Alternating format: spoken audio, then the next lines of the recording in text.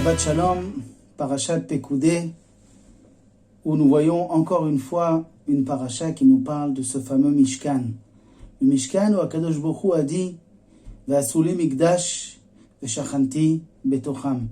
Ce fameux tabernacle qu'Akadosh Baruch Hu veut que nous le fassions, et il veut résider betocham. A priori, on aurait dû dire en hébreu ve'shachanti betocho, que je vais résider à l'intérieur de ce tabernacle. Mais il est écrit Betocham, c'est-à-dire que Akadosh Baruch Hu, si on lui fait un tabernacle, il va résider parmi nous, parmi chaque juif, chacun du peuple d'Israël. Dieu va résider chez lui. C'est-à-dire qu'un homme a la possibilité de faire en sorte qu'Akadosh Baruch Hu réside dans lui. Parce qu'un homme a la possibilité, en faisant des bonnes actions, en respectant la Torah, de faire changer tous les mondes. Vous savez qu'il y a plusieurs mondes à part ce monde-là qui est le monde matériel. Il y a des mondes supérieurs qui bougent et qui changent par rapport à nos actions. Mais il faut savoir que les actions c'est une chose, mais il y a quelque chose d'encore plus haut que les actions, c'est les pensées. Un homme juif a la possibilité, avec les pensées qu'il a, de changer les mondes et de le faire en sorte que ce monde devienne un monde plein de joie et de bonté et de bonheur. Tout dépend de sa manière de réfléchir. Le Rav Chaim Volozhin, c'est un élève du Gaon de Vilna, il y a à peu près 350 ans. Eh bien, il explique une des Mishnayot, une des phrases qui a été écrite dans le Maxime des Pères, où il est écrit là-bas, Da ma lemala mimcha. Sache ce qu'il y a au-dessus de toi. C'est-à-dire, dans l'explication simple, qu'un homme, faut qu'il sache que dans ce monde, tout est regardé, tout est calculé. Ce qu'on ne comprenait pas il y a des centaines d'années. Qu'est-ce que ça veut dire? Tout est enregistré, tout est su. Aujourd'hui, on a une facilité à comprendre avec la technologie qui se passe. On peut tout voir, on peut tout entendre, on peut tout enregistrer. Ça, c'est une chose qui a été dit il y a des milliers d'années, et maintenant on arrive à le comprendre. Mais cette phrase-là, Da malemala mimcha, c'est-à-dire, sache ce qu'il y a au-dessus de toi. Mais il explique au Rav Chaim Volozhin, Da malemala mimcha, sache que tout ce qui se passe dans les sphères au-dessus de toi, mimcha, tout dépend de toi, tout vient de toi. C'est-à-dire qu'un homme peut arranger ou abîmer les mondes à travers ses pensées, à travers ses actions.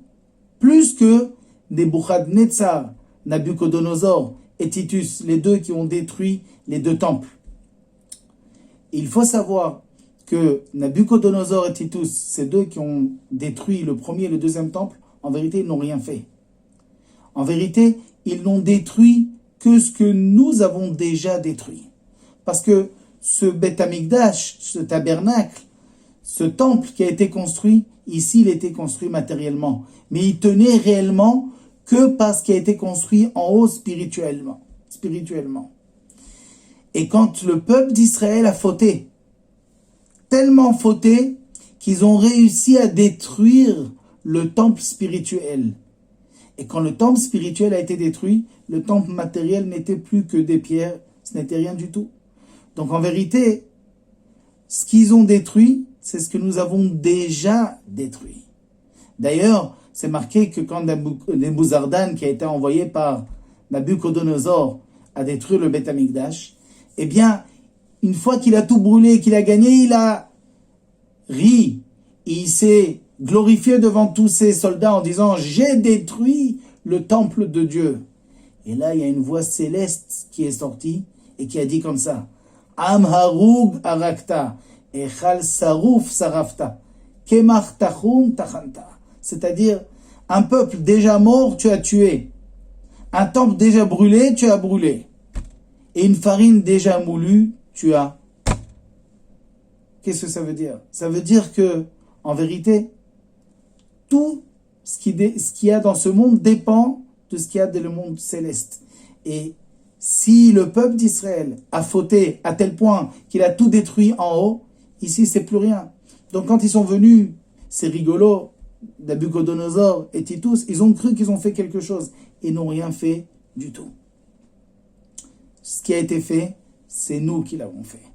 Donc en vérité, un homme dans ce monde, il représente le tabernacle.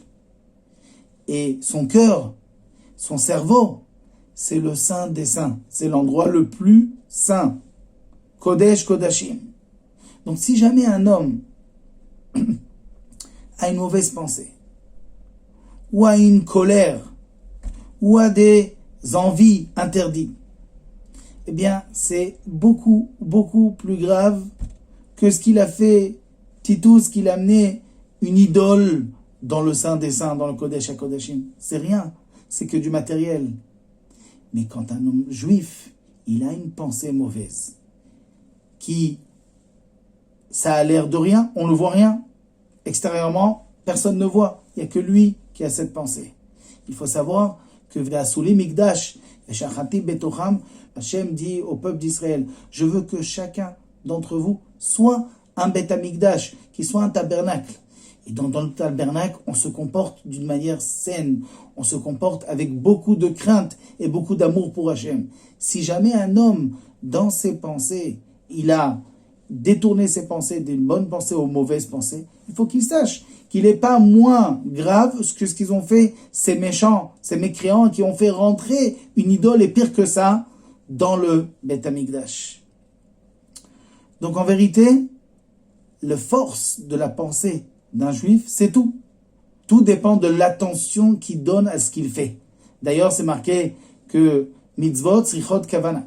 C'est-à-dire quand quelqu'un fait une mitzvah, si quand il fait la mitzvah, quand il fait l'ordre de Dieu, mais il n'a pas pensé à le faire, il le fait machinalement, ou bien il le fait pour une autre raison, et en fin de compte, c'était une mitzvah, elle n'est pas comptée.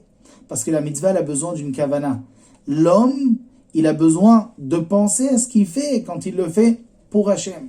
Bien entendu qu'il faut faire les actions extérieures, parce que le cœur et les pensées sont toujours, pensent toujours par rapport aux actions qu'une personne ne fait. Donc, ce qu'on apprend de cette paracha, qu'un homme doit absolument avoir une shlita parfaite. Une shlita, c'est-à-dire, il doit contrôler parfaitement ses pensées. Un homme juif, à la différence d'un animal, que l'animal n'a pas de pensée, l'homme juif doit toujours contrôler ses pensées, toujours penser bien, toujours penser propre. Et une des pensées pour pouvoir se sauver du mauvais penchant, parce que le mauvais penchant, ce qu'il fait à longueur de journée, c'est de faire rentrer des mauvaises pensées, parce que il sait qu'en vérité, c'est la plus grave chose qu'un juif peut faire.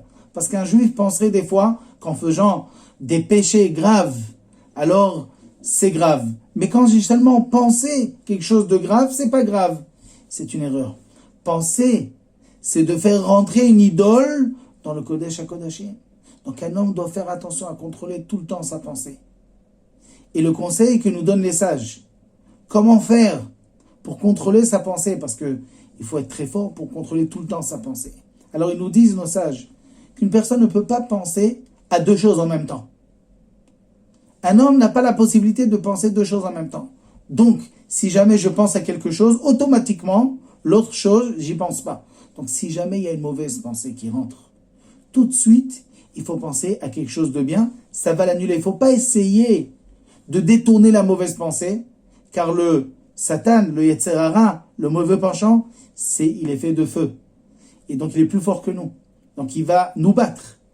Mais si nous sommes intelligents, au lieu d'essayer d'enlever la mauvaise pensée, on va faire rentrer une bonne pensée, automatiquement, la mauvaise pensée va partir.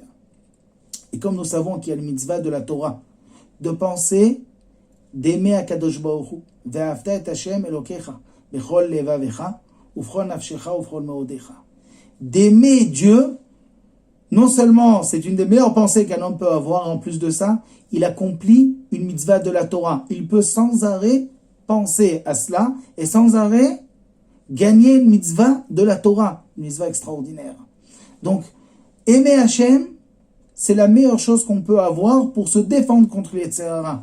Et en plus de ça, si on sait que nous aimons Hachem, mais que Hachem, lui, il nous aime plus que nous l'aimons. Alors ça va agrandir cet amour que nous avons pour Hachem, ça va agrandir la émouna, la croyance que nous avons pour Hachem, et Hachem sera tout le temps près de nous, ce qu'on appelle Hashgacha Pratit. On sera toujours protégé, toujours surveillé, et toujours main dans la main avec notre Dieu. Shabbat Shalom.